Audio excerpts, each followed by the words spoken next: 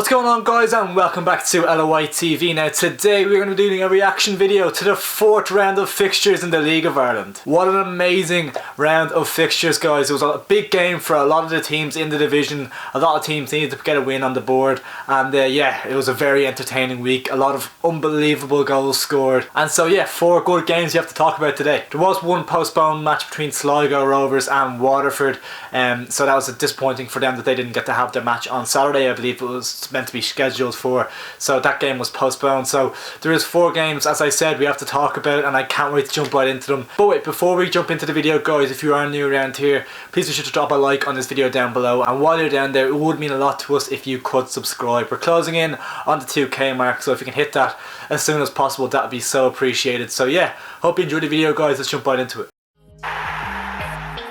So yeah, we're going to start off down at Turner's Cross, where it was probably Cork's biggest game of the season so far. They had a terrible start to the campaign, losing to Shells at home, getting smashed by Shamrock Rovers away, smashed by Dundalk away. So they came into this game at home against Harps. No goals scored this season, plenty of goals conceded, no confidence, and this was a must-win game. Harps, on the other hand, had a positive start to the campaign, so came into this with a bit of confidence, but Cork did come away with all 3 points. A crucial, vital win for Neil Fenn to lift a little bit of the pressure that was starting to build on his shoulders off of him. It was Byrne, the academy graduate, who got the goal for Cork City. It's a vital 3 points for him, and it's a must need bit of a boost now for the rest of the campaign. They can kick on from this, get a lot of confidence from it, and hope that they can start to get out of this kind of relegation battle they've got themselves into. I do anticipate them being in and around the bottom 3-4 for the season, really. So it is going to be a real test for this young team, and see what they're really made of this season. But it's definitely a good start, and they can take a lot of positives from it. Next up, we have Derry City, who played host to Bohemians. This was going to be a crucial game in that kind of top 4 picture. Gives us a good idea where both these teams are.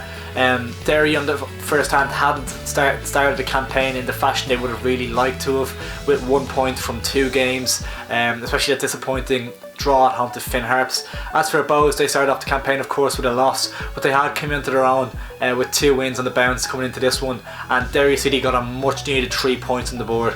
It was 2-0 win in the end. The second goal was on the break in the 98th minute. It was one of those things. There wasn't an awful lot in the game, to be fair. 2 quality goals from Derry City, though, to be fair. The on loan winger Stephen Mallon from Sheffield United, I think it is, he got the first goal. It was a fantastic solo goal, nice run into the box and a great left-footed finish. And then the goal to finish it off, Adam Little on loan from Reading, played in Walter Figueroa, the 2 new strikers combining, and it's a lovely chip over McGuinness to put the game beyond any doubt. It's a big win for Derry City, their first win of the campaign, and they were eager to get that, especially with their previous game being postponed. So for them, that was a huge 3 points. As for Bows, it's a bit of a blow. They can't take it too much to heart. It's a tough game going to Derry away, it always will be, but they will be disappointed with the result, and they'll be looking to bounce back at home to Shells on Friday night. And speaking of Shells, they themselves had a massive win over Dublin rivals St Patrick's Athletic.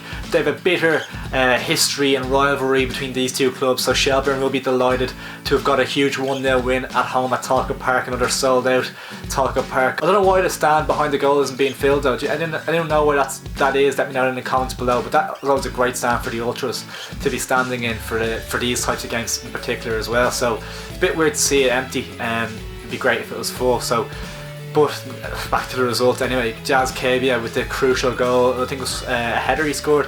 Very, very nice finish from him, and that'll give him a bit of a confidence booster as well for get him off the mark this season. So of course it's a great 3 points for Shelburne after the loss to Dundalk. They've had a good start to the season now. As for Pats, it's been very hit and miss this campaign so far. Their game was also postponed, their 3rd fixture, so they have had a bit of a disappointing start considering 2 losses and a win. So it's a bit disappointing for them to only get 3 points from 9, but there's no reason for them to have their heads down, really.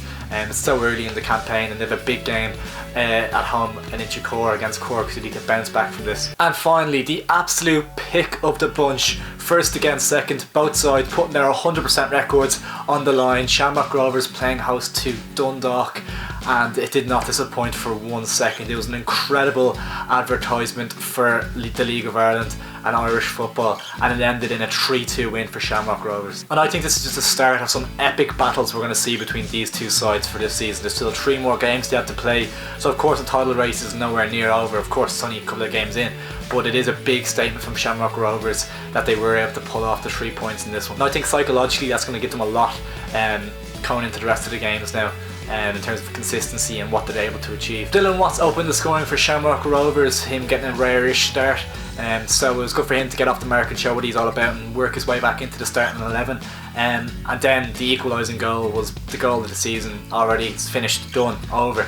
Jordan Flores, wow, Michael Duffy with the corner, and he just kind of like floated it to the edge of the box. I mean, you've definitely seen the goal, it's been viewed 5 million times, like, so, but the ball in was really nice. But I think anyone in their right mind would go with their head and try and head it towards goal, but Jordan Flores literally gets his hip and like swings his left leg at it and connects with it beautifully. Robin van Persie against Charlton-esque, that's what came to my mind first when I saw it.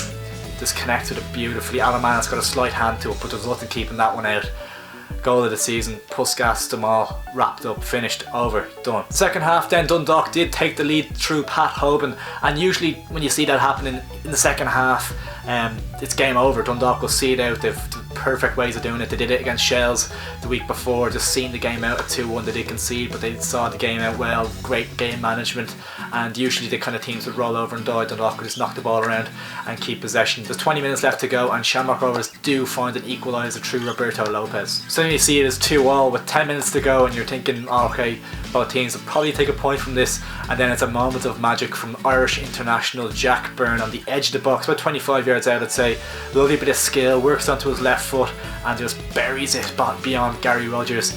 It was an unbelievable goal. I think Mick McCarthy's in the stands watching as well, so it was a sensational strike and a sensational way to end a brilliant game of football, to be fair, from both sets of sides. Both teams do play lovely possession based style of play when they can, so it was a really good advertisement for the league, full of excitement up until the very last minute. So really good game there, and yeah, Shamrock Rovers will be delighted with the 3 points. Dundalk, there's nothing to worry about yet. I mean, there's going to be points dropped here and there from both sides of the season, but it will be them two setting the pace this season, and they'll be cut adrift at the midway point anyway, if even before that. So they're cut above everybody else, really. I think everyone knows that. So it is going to be a 2-horse race in terms of for the title, and it's going to be very exciting, and hopefully it goes down to the wire. We couldn't actually get to a game in a while. We haven't actually uploaded a video in a while, guys. We've been really busy this last bit. I was a bit sick last week as well, so we've had a few bits going on, but we're back to normal hopefully this week,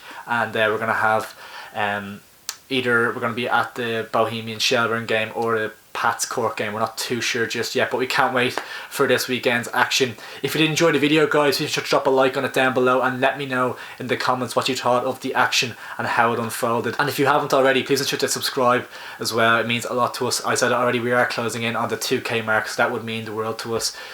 So yeah, thanks for watching, guys. See you in a bit.